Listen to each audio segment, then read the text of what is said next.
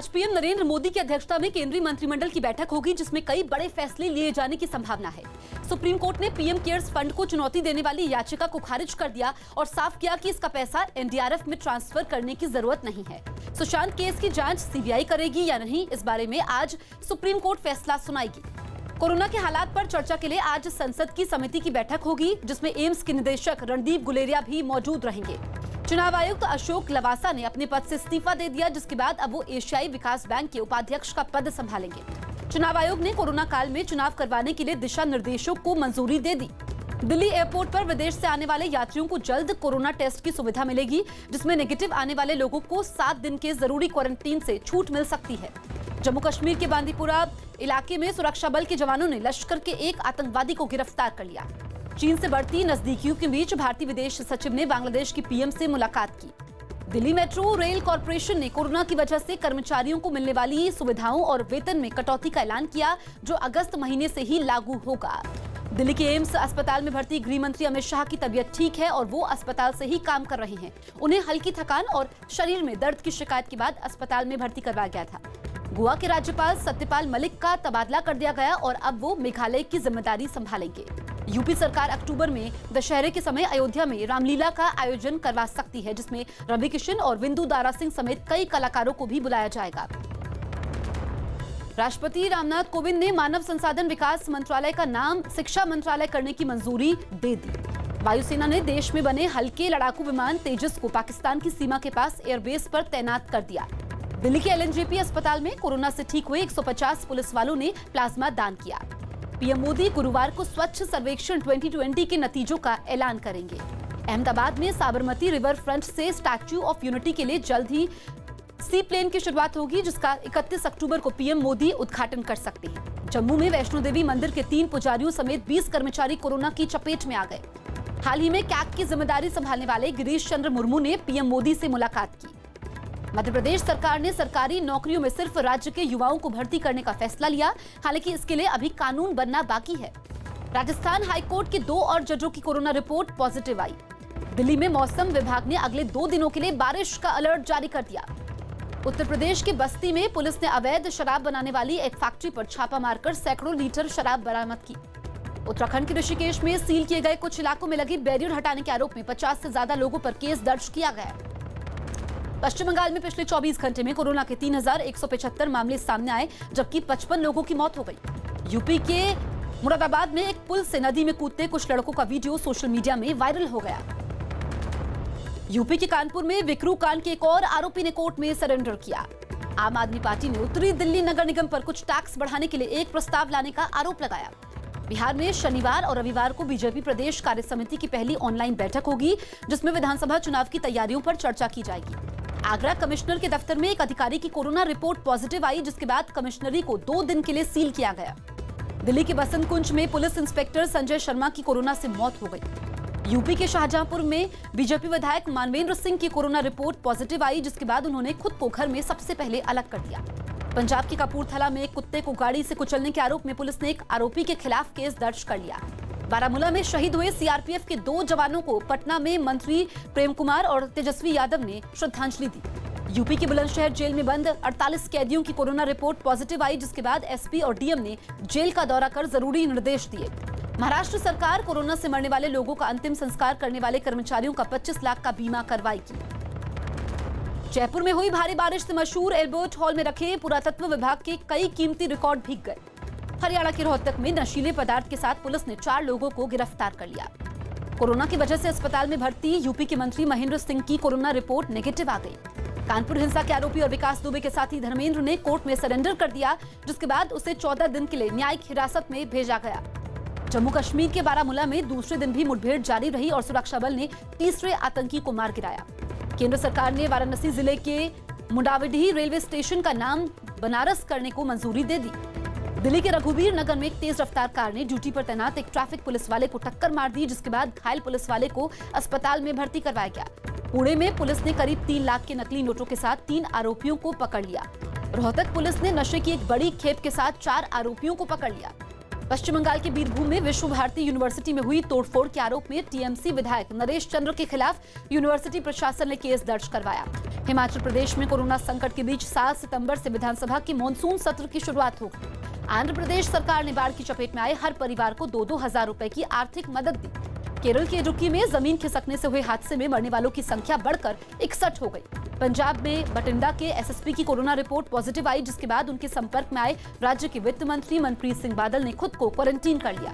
पश्चिम बंगाल के सिलीगुड़ी में बीजेपी ने राजनीतिक हत्याओं के विरोध में एक रैली निकाली। असम के चिरांग जिले में पुलिस ने काफी विस्फोटक और हथियार बरामद किए। असम की बीजेपी सरकार ने राज्य के स्कूलों में छठी क्लास से ही छात्रों को अंग्रेजी की शिक्षा देने का फैसला लिया।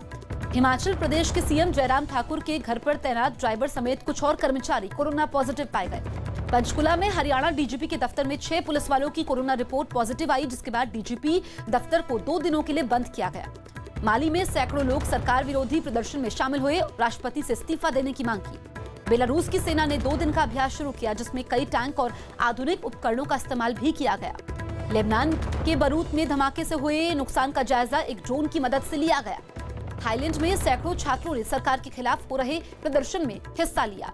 चिली में लॉकडाउन के नियमों में छूट देने के बाद कई इलाकों में शॉपिंग मॉल्स भी खोल दिए गए। फिलीपींस की राजधानी मनीला में 6.5 तीव्रता के भूकंप के झटके महसूस किए गए, जिसमें एक आदमी की मौत हुई जबकि 43 लोग घायल हो गए। अमेरिका के रेगिस्तान वाले इलाके डेथ वैली में धरती का सबसे ज्यादा तापमान 44.4 डिग्री सेल्सियस दर्ज किया गया। अमेरिकी उपराष्ट्रपति पद की उम्मीदवार कमला हैरिस ने प्रचार अभियान के लिए सबरीना सिंह को प्रेस सचिव बनाया, जो भारतीय मूल की अमेरिकी नागरिक हैं। बराक ओबामा और उनकी पत्नी ने लोगों से जो बाइडेन और कमला हैरिस को जिताने की अपील की, जो अमेरिका में राष्ट्रपति और उपराष्ट्रपति पद के उम्मीदवार हैं। कोरोना संकट के बीच कैरेबियाई देश हैती में 5 महीने बाद सभी स्कूल दोबारा खोल दिए गए। इजराइल और यूएई के बीच हुए समझौते के बाद अब दोनों देशों में फोन सेवा भी शुरू हो गई। पावर प्लांट में तकनीकी खराबी के बाद पूरे श्रीलंका में काफी देर तक बिजली गुल रही, जबकि कई इलाकों में 6 घंटे बाद बिजली आई। इजराइल के यरूशलेम में सुरक्षा बल पर हुए हमले में एक जवान घायल हो गया।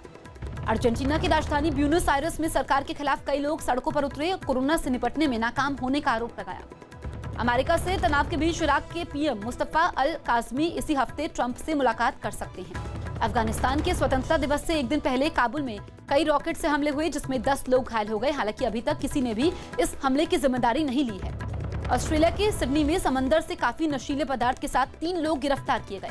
अफ्रीकी देश सूडान में फिर बड़ी संख्या में लोग सड़कों पर उतरे और सरकार से नए सुधारों की मांग की। दवा कंपनी बायोकॉन की चेयरपर्सन किरण मजूमदार कोरोना पॉजिटिव पाई गई। दिल्ली में सोने की कीमत में 1182 रुपए का उछाल आया, जिसके बाद 10 ग्राम सोने के दाम 54,856 रुपए पर पहुंच गए। खबर है कि सैमसंग अब स्मार्टफोन का अपना कारोबार वियतनाम से भारत ला सकती है। कोरोना संकट के बावजूद देश का कृषि निर्यात मार्च से जून के समय 23.24% बढ़कर 25,500 करोड़ रुपए हो गया। राजीव गांधी खेल रत्न पुरस्कार के लिए 4 खिलाड़ियों के नामों की सिफारिश की गई, जिनमें रोहित शर्मा और पहलवान विनेश फोगाट भी शामिल हैं। खबर है कि अर्जुन अवार्ड के लिए चयन समिति ने कुल 29 खिलाड़ियों के नामों की सिफारिश की, जिनमें ईशांत शर्मा और तीरंदाज अतनु दास के नाम भी शामिल हैं। वीवो के हटने के बाद ड्रीम 11 को इस साल आईपीएल की टाइटल स्पॉन्सरशिप मिल गई है। खबर है कि मुंबई के वानखेड़े स्टेडियम में महेंद्र सिंह धोनी के लिए वो सीट रिजर्व रखने का प्रस्ताव दिया गया, जहां 2011 वर्ल्ड कप में जीत के छक्के वाली गेंद गिरी थी। खबर है कि कोरोना की वजह से राष्ट्रीय खेल पुरस्कार समारोह इस बार ऑनलाइन होगा। पूर्व world boxing champion L Sarita Devi और उनके पति कोरोना पॉजिटिव पाए गए। बार्सिलोना ने चैंपियंस लीग के क्वार्टर फाइनल में मिली हार के 3 दिन बाद टीम के कोच को बर्खास्त कर दिया। भारत में होने वाली एशियन बॉक्सिंग चैंपियनशिप कोरोना संकट में अगले साल के लिए टाल दी गई। खबर है कि पहलवान विनेश फोगाट ने अगले महीने होने वाले नेशनल कैंप से खुद को अलग किया, जिसके पीछे उन्होंने कोरोना के खतरे का हवाला दिया। Inter Milan football club Europa cup के फाइनल में पहुंच गया और अब उसकी भिड़ंत सेविया क्लब से शुक्रवार को होगी। सुमित नागल प्राग चैलेंजर टेनिस टूर्नामेंट के प्री क्वार्टर फाइनल में पहुंच गए। खबर है कि हॉकी इंडिया कोरोना संकट से मुश्किल में आए 61 खिलाड़ियों की आर्थिक मदद करेगा, जिसके तहत हर खिलाड़ी को 10-10 हजार रुपए दिए जाएंगे। बॉम्बे हाईकोर्ट में आईपीएल पर एक याचिका दाखिल की गई, जिसमें इसका आयोजन देश के बजाय यूएई में करवाने का विरोध किया गया। हिमाचल प्रदेश सरकार ने अंतर्राष्ट्रीय महिला क्रिकेटर सुषमा वर्मा को सम्मानित किया।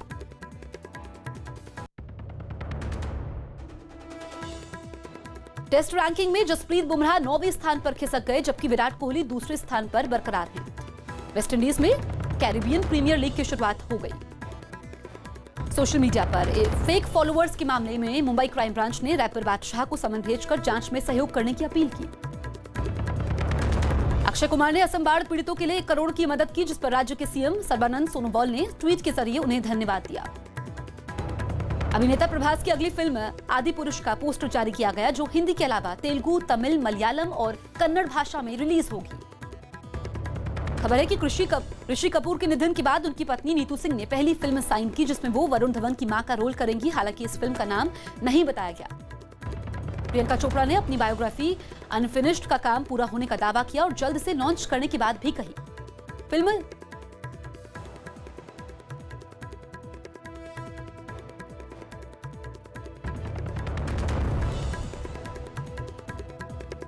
फिल्म द बिग फुल में अभिनेत्री इलियाना डिक्रूज का पहला लुक जारी किया गया, जो इस फिल्म में अभिषेक बच्चन के साथ नजर आएंगी।